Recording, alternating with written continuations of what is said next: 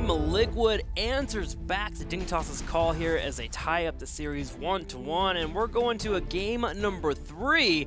It's going to be interesting to see if Team Liquid and Dignitas continue to have this battle, because game number 2 felt much more closer. The calls from Team Liquid seem to be a little bit more confident. I was worried after the first map. It didn't feel like Team Liquid. It didn't smell like Team Liquid. It wasn't really the Team Liquid that we knew. So I was really worried that at some point Dignitas just said, you know what? 3-0 sounds good to us, and that we would see a bit of a stomp and Team Liquid fall back into the slump. But that was way more what we expected going into the series. Loved it, and we have our third map, so I'm ready. Well, we have a replay apparently from Kothan down there. Go ahead and tell us what you were seeing during that match. Okay, well, during the last game, we didn't have a lot of huge all-out brawls. We did have one play I'd like to highlight as a big turning point in the game, and also to highlight the kind of difficult snap-second decisions you have to make in these sort of competitive environments. So look at the Arthas up top here. He's on the temple and he gets hard committed on here. So he's popped ghouls here, and he has about 20% health when he pops ghouls. Malfurion, he could have chosen to run up and use his silence semi-defensively to stop the damage on the Arthas and maybe allow the Arthas to try to heal up with the ghouls and going back. That sort of snap-second decision are the ones that are the most difficult to make in this game. He chooses to hold on to silence in favor of getting a better team fight. However, that causes the Arthas to die, which then causes the boss to be taken uncontested. And then they have a temple and a boss to worry about for the next minute. And they never get a chance to really take advantage of the fact that they held on to Twilight Dream there anyway. So choosing to hold on to that ended up being a big turning point in the game where perhaps the Arthas could have been saved, maybe, maybe not. But not saving him caused the game to kind of slip out of their control right there. Well, going to game number 3 is figure out which battleground we're going to. What will our teams want to play on? It's going to be Tomb of the Spider Queen, and Team Liquid will have the map choice, which means that Dignitas has taken first pick. I like it. I like it. It's a cool map. It's very aggressive. It's a map where we've seen a variety of different strategies. I'm a little bit afraid that we're going to see another Nazebo here. I don't want that. I want to have the early aggression. I want them going toe-to-toe in the early game already. But Tomb was always a fun map with a lot of different strategies floating around. I feel like Team Liquid won't go into Nazebo so early like they did in game number 1. They have to hold on to the 4th or 5th pick, simply because Dignitas has shown they're willing to be aggressive, they're willing to lock down. And secondly, this is Tomb of the Spider Queen, which is where we see Stitches picked up very often from Dignitas. I kind of expect a ban here. Yeah, I would expect one too. It's been happening twice now in a row against Dig on this battleground. Several times, not only against Dig. Stitches after the Western Clash made a resurgence in Europe. We've seen it played by Fnatic, by also Team Liquid, and by Dignitas. So there's a good chance that Stitches either sees a ban or an early pick, maybe even by Team Liquid. So that has to be one of the things floating on the players' minds right now. It'll be interesting to see which sort of comp Dignitas commits to here. All 6 games in these playoffs, they've gone for comps that want to pressure early game and ride an advantage. However, the 2 times they've gone for Zagara and push-oriented early game builds, they've ended up losing the game. So they've shown to be much more effective on comps that focus on aggression in the form of kills than in the form of pushing. And the aggression is what is being banned out in the form of Genji, and that comes back to what we've been talking about yesterday. Genji has risen in priority massively in every scrim that I've watched so far, and from last week to this week, well, last week it was a late pick, it got an early pick this week, and it even goes to the point where you ban him out super early in the draft on certain maps. The mobility that he has with Cyber Agility as a level 1 talent allows him to jump lanes so fast that right here it's a great ban for them. And Chromie, a lot of respect here for Chromie, especially on the side of Mena, but that leaves our Playmaker open. First priority though is Greymane. Greymane being picked up, but Chromie being banned out, and we've seen it. Every time she has an opening in the early game, she can be crushing. Yeah. Mena in particular on Dragonshire, honestly shut down Tyrael very effectively with the aid of his teammates, constantly following up with that Dragon's Eye, making sure to bring the Sandblast afterwards and burning down opposing teams. This could also be an indicator that maybe we do see that Nazebo you were talking about earlier. They want to have heroes that aren't so strong in the early game, and with Chromie being one of those heroes that just dominates if she hits her buttons right, Nazebo suddenly is a harder time. That's a good point. That ban could be leading towards a late Nazebo pick. In general, Liquid may have picked up on the fact that Dignitas has been way more effective with their kill-oriented burst comps than their push-oriented comps, and just looking to perhaps take away Mene's burst-oriented mages as the draft goes along. They may be trying to force Dignitas back into that siege-style comp that they didn't seem as effective on. And talking about main, traditionally, when we are talking Tomb of the Spider Queen, we are looking then again at a potential Gul'dan. Kel'Thas, other great picks for him that he would play on this battleground. And that's something we could even see targeted in bans. But for me personally, one of the things to worry about is still, after what we've seen at the Western Clash and during the HGC season, Stitches. Stitches and Toronto have typically been the second and third pickup when Dignitas does move into it on this battleground. They are grabbing a Nubrek and Malfurion here. Instead, getting control, handle those mages, and then Malfurion, the standard support that we see Dig run very often. That's more traditional now, the Nubarak with the flexibility. Cocoon is such an amazing tool in general. Even if your opponent picks a Stitches, let's say, Cocoon alone allows you to just like dive in, get the stun, Cocoon someone, try to keep the target alive until the supports close in, and then try and turn the fight. So at this point you have to really ask yourself, do we still get value out of a potential Stitches pick, yes or no? Every time that we've seen a Nubrek picked up from Dignitas, Team Liquid answers with a second ban on Leoric. Is there any crazy synergies that we're missing out on here? It's mostly just the fact that Leoric on this map is so effective at everything you want to do. He has good wave clear, he controls the turn-in area as well. He's not too afraid of being picked off, or even if he is, normally a team has to commit a lot of resources to kill him, and he's back faster than normal. His globe stacking quest or his fealty unto death get more value on this this map than other maps. This is an overall solid choice, and we do see a hover coming on Kel'Thas. Team Liquid continuing to target out the kill-oriented aggression and focusing on Mene here in their draft strategy. Also leading more towards a possible Nazeebo for the late game, as Dignitas is not committed to a particular comp yet with their draft. They just have 3 solid overall heroes. Liquid is looking to force them into a standard or a siege-oriented comp right now and avoid the early game pressure that they struggled with in the first game. And Liquid basically is saying here, either they take Gul'dan or they're okay with the Gul'dan over the Kel'Thas. So they of course know what Mene could fall back to.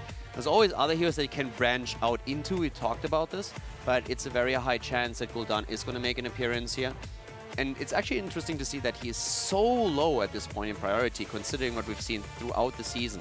Up to a first ban, if not then the first pick usually, together with Greyman and Nubarak. So right now really dropping in that priority. But I guess with Nazeebo, Gul'dan, those are still 2 heroes that we have to watch out for during the draft. Yeah, Mene is still an incredible Gul'dan player. However, we've seen that Liquid is clearly just opting to take away any option Dignitas has to hit him with those 100-0 kill comps, and continuing to target Mene with the bans and the picks. Yeah, his top 3 mages have been taken out here. Now, of course, it's Mene. He can play other heroes if need be, but they have taken out the burst that you guys are talking about, the lockdown that Kel'Thas brings out, and then Gul'dan's sheer effectiveness on this battleground. Now it's Li Ming, who's kind of an option. Li Ming's not really one that you want to move into. There's also the Vala. We've seen that in the past. And this was way back in the day, but we have seen Zul'jin. I could also see Mene would love to bring Jaina back. Yeah? Ooh, yeah. Ooh, you know, Jaina life. You know who else is still available in this draft? Zeratul. Yeah? Yeah? True. Zeratul Jaina, Wombo combo life. A classic combo. Gets burned out by Tyrael Sanctification, but if anyone was willing to pull it off, Dignitas can do so. I have seen Mene... Oh. You guys see the Leoric coming in. I have seen Mene land some very patient rings in the past where it didn't appear that Jaina was a great pick for their comp, and he ended up floating around the peripheral of a fight for like 40 seconds and coming in with an unexpected clutch ring at the end. Opting for the Li Ming here. So Li Ming, definitely not the kind of kill pressure that Team Liquid should be afraid of early. However, the fact that she can take Power Hungry on this map and have an endless supply of globes, her damage does tend to whittle down health pools and buildings pretty effectively on this map. Although Team Liquid, afraid of the 100-0 way more than that kind of poke damage, I think should be fine with this pickup. And now a last pick on the side of Team Liquid, already with the Tigers and the Gul'dan, and we have Alarak for our bot lane. So happy to see this instead of a Nazeebo pick. Yeah. Liquid noticing that they did a little bit better when they didn't sacrifice all of the early game and opting to stay strong there with that Alarak pickup. Also, let's be honest, triple backline would not have happened here. We're not in Hero League. I don't know, man. I've seen Nazeebo way too much lately to have any confidence in... It's scary how much you're like, is Nazeebo picking up or not? Jokes aside for a second, do you really think that in North America, for example, a Nazeebo pick with that setup, you having Tigers and Gul'dan already, would be an option even? It could be an option simply because you have so much stall and wave clear with the Gul'dan and then the Odin. If it teams are committing as hard to the Nazeebo stall comps as they have been recently, normally, yes, that would be a ridiculous comp, but we've seen Nazeebo thrown into comps you wouldn't expect constantly over the last week. Okay, fair enough. Well, we do have the Alarak, which means we get to see Darkmok bringing out the combos, which is pretty darn exciting. Every time we get to see Darkmok on an Alarak, I know we get certain highlights that we get pretty proud to watch of. So let's go ahead and get this started, man. Tomb of the Spider Queen, Darkmok on Alarak, Team Liquid versus Dignitas. We're all tied up. Who will take the lead?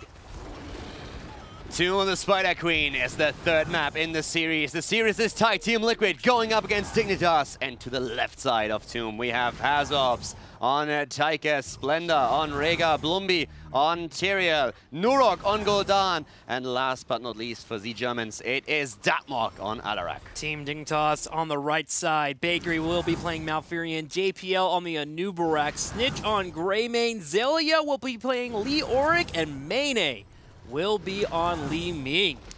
Mane got targeted hard in the last draft. They picked away the Gul'dan, they banned out Kel'Thas, another big option for him, and even his his Chromie got taken away from him. So at this point, Liquid, they have a bit of momentum going for themselves after the victory on Sky. Now, early aggression from Dignitas and very nice zoning by Zelia, delaying the rotation from Team Liquid, and this gives them an early tower. Dignitas with a good start here. I like that entire setup. The scouting drone in the bush, Zelia on the top right to slow down anything if he had to. He could sacrifice his life in case he ran into somebody, and Dignitas committed hard to that turret. It was perfect. I really liked it. Good zoning, making sure that Liquid either had to take a fight they were not quite willing to take yet, especially with Gul'dan up at the top. They had to rotate around the long way, and that nets Dignitas in tower. Let's talk about that tower. Why is it so important to be killed off? First off, you've taken out a tower that gives you experience. You get a slight lead in the early game. But you also give your laner a very strong power tool. It's much harder to sit underneath your towers when you don't have double the ammo shots to burn through a wave. So eventually that bottom lane, if an advantage comes in for Leoric, it can snowball heavily. And look how Team Liquid had to respond. They put both Tychus and Rhaegar in the bottom lane just to deal with Leoric pressure, and they'll rotate when need be. Yep, they are going to make... Oh, first of all, Splendor is someone they have to watch out for, but JPL is the one to die first. So I was just about to say, they need to make rotations work towards the bot lane a bit more often, just when they see the pressure unfold. But that's something Dignitas even anticipated and tried to interrupt. It backfired though. Since Anubarak was the one falling, there was not enough damage to take Rhaegar down. Let's talk about that for a second. What have we seen Dignitas do? They tried to go for those quick bursts where they eliminate a target within seconds. That was what Liquid targeted in the draft, trying to take these tools away. And so far it has worked. They saved Rhaegar and they could get the counter kill because of it. But now Splendor a bit too deep. Gosh, JPL, wonderful setup, great patience, and it's netting one kill, maybe a second here as Hasselwab is getting low on health. He does fall. Did you see JPL? He was sitting in the corner waiting the entire time, waiting for the overcommit to be punished, dived in and got Splendor. And Liquid got way too confident there. After Malfurion threw down the root and the heroes in the back got trapped by it, they should have retreated. They didn't. They followed it up even more. And that was just, it was them asking to be punished. And then punished they got there, as Dignitas has a nice lead here, about to hit level 5 to 4.5 experience. They've opened up the map, they've turned in some gems here. 25 have already been dropped off, moving up to 38, and they are 12 away from their first Webweaver. Fealty on the death for Leoric for the sustain at the bot lane. Turn-ins have happened, and as you just said, 46 gems have been turned in. So at this point, Dignitas is just attempting to make sure they get enough gems to get the first Webweaver wave. Would be a good start and a potential snowball for them.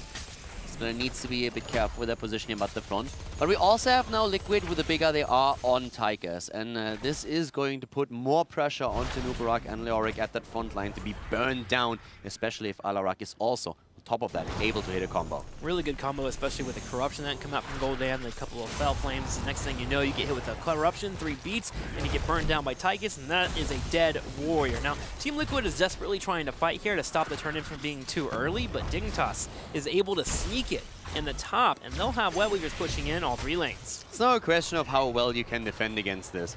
Liquid shouldn't lose too much here. Web Weavers should not give too much value to Dignitas, but if they can take a few structures down, that would already be worth it for them. Just taking that slight lead and work towards an early level 10 and a potential second turn.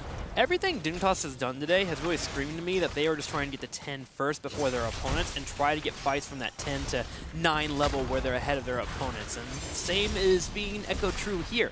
As Dignitas hits level 7, starts to clear out these walls. These turrets are already down to half health, less so, and they're about to grab them. JPL moves in on Darkmog. There's the root, but he telekinesis away at the last second. And Mina is completely ignoring the entire fight up to the end. He's just targeting structures over and over again. They have nearly a level lead thanks to this, and only after the wall is gone does Mina attempt to take heroes down. Up to that point, it was all about get experience, get the structures, take those towers down, and they've done so in the middle, at the bottom, and at the top. The half-level lead they had has now been extended to a full level lead, 8.5 to 7.5. Dignitas floating around the turn-in point, because one of the ways that Team Liquid can come back is to get kills, but also to get turn-in of their own.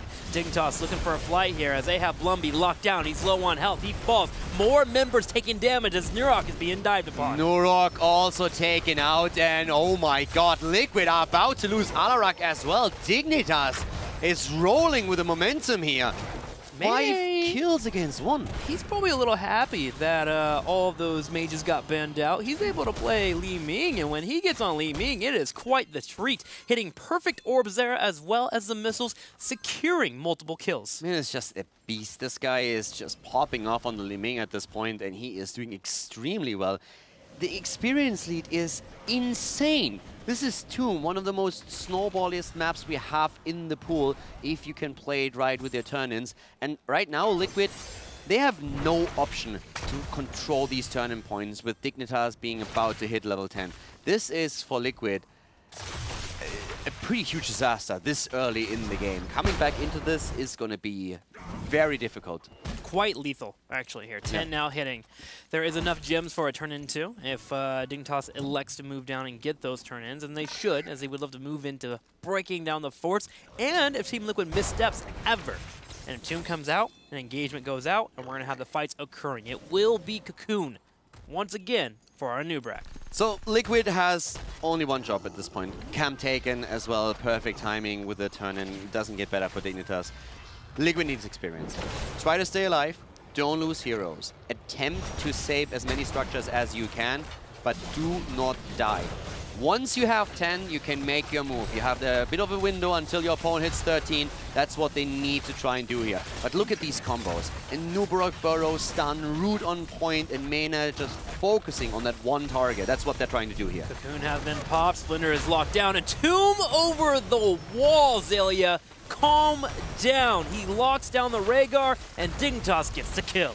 Dignitas gets the kill and nearly gets the gems, but we had Tyrael move in and grab quite a few of those. But this is exactly what we've been talking about. Look at the situation on the map unfold. Fort in the mid lane down, bot lane, Zelia is starting to take another fort down, and even though Liquid is about to hit 10, they have sacrificed so much on the map for it. It's Team Dignitas show here on map number 3. Yes, 1 fort down, a second down in the bottom, a third taking damage and looking to be killed off. Now, Team Liquid is close to 10 just by a smidgen. They're hoping to defend that fort in the top, and they do so. With Horrify unlocking and possibly Sanctification, Dignitas retreats. These Anubarak plays from JPL and the way that Dignitas plays around the aggressive moves with Cocoon are super impressive. On the last map, they could not rely on it, but now they are again in a spot where they just force engagements that are to their advantage, and it looks very strong doing it. Liquid has finally 10. This is the time when they need to make something happen, but it's nearly a 3-level lead that we see for Dignitas. Liquid, they need a good fight, they need a few kills, and Dignitas is not going to make that easy for them. No, they are not. Now, let's go ahead and check out this replay here. As JPL goes in for the engage, he knocks up Blumby, and watch the Entomb. You're seeing Zelia on the minimap floating around. He'll be underneath here on that Merc camp. Yeah, and at this point, they're trying to get the stun in. Here comes the Entomb. Splendor has no way of getting out of there. There's no level 10 yet, so Sanctification is not an option. Did you notice how Bakery actually moved into that Entomb to get locked down too? In case Team Liquid came in to try and help out Rhaegar, he could just rob a Twilight Dream. Such good play from Dignitas here as they continue to be on point with their combos. Dignitas with a 13 talent. Oh my. Liquid is currently getting wrecked. Dignitas is doing so well with this. And Liquid has to play patient, they have to sit back, they have to wait and wait until they are on even talents and then trying to make a play. The big problem with it is that Dignitas, whenever they've been had so far, have just not made any big mistakes. They only take bosses when they know they can, they just got to kill, they know they have a talent lead, they see the heroes on the map, so they just go, try and take boss. They still deny turn-ins with Leoric. Dignitas is playing such a great game today. Team Liquid answering back, knowing their opponents are on the boss, and going to go for a turn-in. But JPL delays it here, and they can't afford to sit around here and force that turn-in. They can't. Entomb? There is no way. That's 23 gems, by the way. Okay, so they could have done this a bit better with the timing, but it doesn't matter. This is insane. Think about what just happened. Dignitas just took a boss, denied the turn-in, got a kill, and took 24 gems away from the opponent. This is crazy. Team Liquid tried to turn in at the bottom with all members, and it was denied by first Leoric, then Anubarak, then they try to move back. They are already in a bad spot. This is absolutely brutal. Team Liquid is getting crucified at this point. And more happening here as Nurok gets picked off on the gold down the bottom left, even using Horrify just to survive and does not do so. Team Liquid answering back by clearing the boss on the top and come down to get 13, but they're still a full level away from 13, while Dignitas is half a level away from 16. This is an execution. Dignitas is taking no prisoners here. They are 3.5 level ahead in the playoffs. In the playoffs of HGC, the match for the mid-season brawl, the Web Weavers are descending again. Liquid, they need a bit of a miracle. And at the pace this is going, Dignitas will hit level 16 before or just around the time Liquid finally has 13, which means again that Liquid is going to be behind the talent. And how do you force a fight with the tools you have there? I don't know, man. Dignitas seems to have it all figured out, and Team Liquid needs to figure it out. They need to get 13, and they need to defend. You're probably going to have to lose a keep here, honestly. You're going to be a spot where you're so far behind that getting into a fight would not be in your favor, but clearing out the Web Weavers do give you some experience. The Entomb comes out, solid dodge so far. That was a big one. Dodging the Entomb, that was a first step. Can they somehow do this? 13 to 16, the talent lead. Sankt already on the ground early. Web Weaver at the ball plane, pushing for the keep. Over here in the middle, it looks like we're seeing Dignitas going in again, but Cocoon is on cooldown.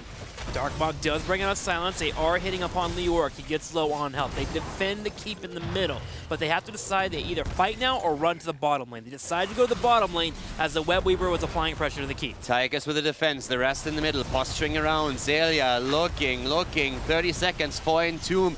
Gets the drain in, but Bloomby jumps back. They hold on to the keep. Solid defense by Liquid, but they're still a talent and 3 levels behind, and this keep is losing HP rapidly. Even if they still hold this, it's good for them. They don't have to worry about dealing with that catapult pressure. Even though it's in the middle, it's usually pretty easy to contain. Just keeping this keep around is solid for them. Now, the poke keeps coming out. Dignitas, after using the Entomb as well as Cocoon, do pull back, but Cocoon is back in 3 seconds. They will have to sacrifice the keep. I don't think he can hold on to this. Not with all the poke coming out. Just let it go. You're going to lose it anyways. The worst case scenario would be losing heroes with it because you move out a bit too far. So they sacrifice the keep, and Dignitas, they are just applying more and more pressure. They move straight to the bot lane. At some point, Team Liquid will have to fight a fight they don't want to fight. With a talent disadvantage, they have to take it eventually. At some point, they will certainly have to do so. Entomb is out on the Alarak. The Splendor wanted to turn around and do the Ancestral Healing, but he gets cocooned, and Alarak is down. Alarak down, Cocoon is finally over. Maybe a counter kill, JPL. He's low on health. Splendor wanting to move in. He does escape, but Zelia last here will Wraith walk away. Zelia on the move back, Splendor with a bite and a shield. Lightning shield tries to go for the kill, doesn't get it, gets drained and dropped. Mane working on the combos, gets out a W and a Q. Sanctification being used, but here comes the Nubrak as he burrows in. JPL does stay alive, but we all see Nurok and Hasuups fall. Gul'dan down, we're seeing Tigers die. JPL still there, they move in once more. Dignitas is continuing what they started. 14 kills against 2, and these guys just don't know when and how to stop. In the words of Caldor and Elsa, let this keep go. We're going to see Darkmok retreat for now. 4 more members for Team Liquid will be spawning, but they are down to 1 solo keep and 1 core. Yeah, this is... I feel bad watching this for Team Liquid. I honestly feel bad. There is something that can happen here. 1 more level 16 happens, and this is the only time that Team Liquid will be on even footing. Dignitas should be around 19 and a quarter, but Team Liquid can make something happen. The question is, will Dignitas give them the opportunity? So far, every time Dignitas has been close or even on a fight, they do a solid job of retreating. You know, when you started that sentence, there's something that can happen. I was more looking for you to say something. Okay, maybe if Dignitas goes for a smoke for 5 minutes, that could help them come back. I just don't see it, but you're right. If they win a fight, maybe. But the pace this is going with, how Dignitas is playing, with these drafts and them being this far behind, I don't see it. If Team Liquid can make it happen, it would be amazing. It's all the lanes that are pressuring. The problem that I have with this is that Dignitas at this point doesn't even have to be aggressive anymore. They can now fall back into complete macro style. Dignitas did mess up there, though. They used 3 heroics and got nothing effectively out of it, giving Team Liquid a chance to turn in and get towards 16 before Cocoon is back. This is the best. You're absolutely right that this is the best time to make a play. But I'm very worried because they haven't taken a fort yet, and 2 of the keeps are down. So Dignitas can even play a macro style. They don't even have to fight big fights anymore, especially since they are heading towards 20. They can just sit there, even if they lose now. Let's say they lose 2 forts with this, and Team Liquid closes the gap a bit. It's very unlikely that Dignitas is going... well, it's very likely that Dignitas is going to hit 20 way before Liquid. Liquid needs to play out of their mind right now, and here comes Dignitas once again. They're committed here. The Curse Bolt coming out on Hasuups. He's low on health, but no heals being up. He's able to get back to Sanctification, but the Ancestor healing misses. It connects with Blumby, and Hasuups is going to be forfeited. Oh god, that's the 2nd kill. Rega down, Alarak dead. It's a triple, and that should be game. Splendor even. Everything just goes wrong. Everything that could possibly go wrong for Liquid goes wrong. They finally have an engage where they don't lose a hero immediately, and then it's a misclick with Rega's ult. Hits instead of Odin. Hits Tyrael, and this is just the final point to a game that did not go Team Liquid's way. Dignitas, excellent play. Exceptional performance here on the 3rd map, taking down Liquid and taking the lead in the series. Dignitas with solid play throughout the entire game and finishing out strong. Will take a lead 2-1. Coffin, Dignitas just being aggressive once again. It keeps paying off. That game was so mentally damaging to Team Liquid. Yeah. They saw from their first loss that they could look at that and say, hey, that was a draft mistake. We gave up too much in the early game. We just couldn't do anything about the kill pressure. This game, they clearly had a plan in the draft. They thought, if we can remove Mane from those 100-0 burst mages, get ourselves a strong early game, we're not going to be subject to that kind of dominance we faced in Game 1, and we'll be able to ride it out, at least maybe have an advantage, maybe stay even in the early game, and that's what they're afraid of Dignitas. They're afraid of Dignitas' early game, and they're focusing on getting through that in the draft. However, what happened instead is that in a game that had no draft advantage in the early game to Dignitas, they just bodied them non-stop, broke out almost a 2-level lead pre-10 against Alarak and Gul'dan. It's got to be confidence-shattering. Then again, if you're honest about it, if you look at it rationally, I feel where it really turned against them was when they dove way too hard for that potential kill between the mid and the bot lane, and all of a sudden they lost 3 heroes on the retreat, and that snowballed everything. All of a sudden, the walls fell, was experience in favor of Dignitas. They had the triple kill, they had the position on the map, they got the turn in, nearly at level 10 after they took the structures down, and that's something that Liquid never recovered from.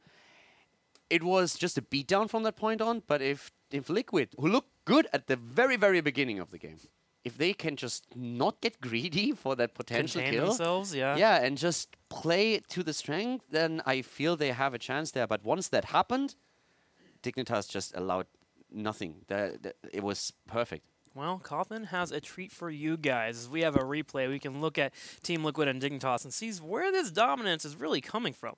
Much like Kaldor said, this is where it all finishes going downhill. So in this situation, when you've been getting dumpstered all game like Liquid has, you see this situation where everybody's low and you think finally a chance to go in. However, what you see here is an abundance of greed with Tyrael chasing 2 people on the top, nobody securing that Leoric kill. The fact that Leo stayed at 10% with a life drain going instead of getting that Leo kill first, then focusing on others, caused this entire thing to blow up on them when they couldn't secure the Leo kill, and one kill after another snowballed it in favor of Dignitas. Mene saying, or basically just showing the futility of attempting to ban him out with amazing resets, diving in with the E to get the reset back to safety.